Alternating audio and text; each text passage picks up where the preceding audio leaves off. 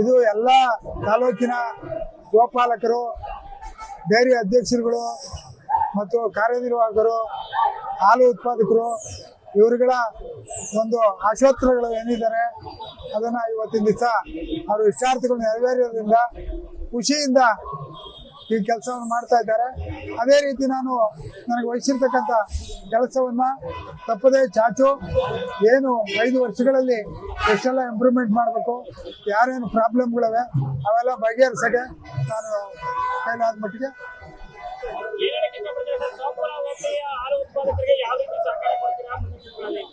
ಅತಿ ಹೆಚ್ಚಿನ ತಾಲೂಕಲ್ಲಿ ಹೆಚ್ಚಿನ ಸಂಖ್ಯೆಯಲ್ಲಿ ನಮಗೆ ಸಹಾಯ ಮಾಡಿದಂಥ ಈ ಒಂದು ಕಾರ್ಯಕ್ಕೆ ಕೈ ಜೋಡಿಸಿ ಗೆಲ್ಸಿ ಮಾಡಿದಂಥ ಎಲ್ಲ ಸೋಂಪುರ ಹೋಬಳಿ, ಅದರಲ್ಲೂ ಯಲಮಂಗಲ ತಾಲೂಕಿನ ಅತ್ಯಂತ ಸೋಂಪುರ ಹೋಬಳಿಯಲ್ಲಿ ಭಾಳ ಚೆನ್ನಾಗಿ ನಮಗೆ ಅಪೂರ್ವಭೂತ ಇದು ಮಾಡಿದ್ದಾರೆ. ಅವರಿಗೆ ನನ್ನ ಸೋಂಪುರ ಅಲ್ದಿರೆ ಎಲ್ಲ ತಾಲೂಕಿನ ಎಲ್ಲ ಸಂಘಗಳು ಸಂಸ್ಥೆಗಳನ್ನು ಒಗ್ಗೂಡಿಸಿ ನಮ್ಮ ಪಕ್ಷವನ್ನು ಕೂಡ ಮುಂದುವರಿಸೋಕ್ಕೆ ನಾನು ಸಹಕಾರಿ ಆಗ್ತೇನೆ ಅಂತೇಳಿ ಈ ಮೂಲಕ ಪ್ರಾರ್ಥಿಸ್ತೀನಿ.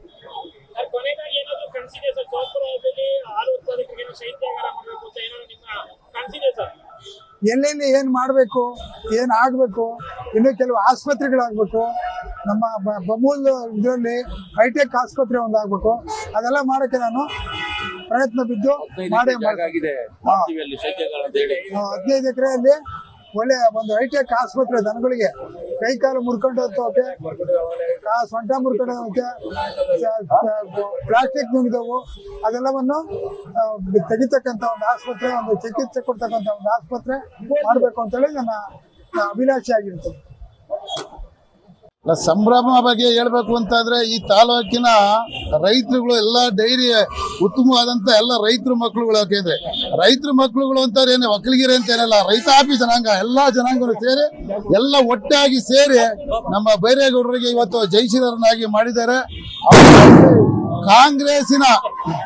ಕಾಂಗ್ರೆಸ್ಸಿನ ದುರಾಡಳಿತ ಇಲ್ಲಿರೋ ಅಂತ ಶಾಸಕರಾಗಿರ್ಬೋದು, ಅಲ್ಲಿ ಇಲ್ಲಿನ ಲೀಡರ್ಗಳಾಗಿರ್ಬೋದು, ಏನ್ರಿ ಕಿರುಕುಳ ಕೊಟ್ಟಿರುವಂತ ಕಿರುಕುಳ, ಇಲ್ಲಿಂದ ಆಫೀಸರ್ಗಳು, ಪೊಲೀಸ್ ಆಫೀಸರ್ಗಳು ಆಗಿರುವಂತವ್ರು ಒಂದು ಯಾವ್ದೋ ಕಿಡ್ನಾಪ್ ಕೇಸ್ ಅಂತ ಹೇಳಿ ನೈಟ್ ಬೆಳಗ್ಗೆ ಎಲೆಕ್ಷನ್ ಇದೆ ನಮ್ದು, ಅವತ್ತು ನೈಟ್ ಕಿಡ್ನಾಪ್ ಕೇಸ್ ಕೊಟ್ಟವ್ರೆ ಅಂತೇಳಿ ಅವ್ರನ್ನ ನಮ್ಮ ಜಗದೀಶ್ ಚೌಧರಿನ ಕರ್ಕೊಂಡು ಹೋಗಿ ಸ್ಟೇಷನ್ ಕುಂಡ್ರಿಸ್ಕೊಂಡ್ಬಿಟ್ರು. ತಿರ್ಗಾ ಅವರೇ ಬಂದು ಹೇಳಿಕೆ ಕೊಟ್ಟವ್ರೆ, ನನಗೆ ಯಾವುದೇ ಕಾರಣಕ್ಕೂ ನನಗೆ ಕಿಡ್ನಾಪ್ ಮಾಡಿದ ಏನಿಲ್ಲ, ನಾನು ಸ್ವಯಂಕೃತದಿಂದ ಹೋಗಿದ್ದೀನಿ ಅಂತೇಳಿ.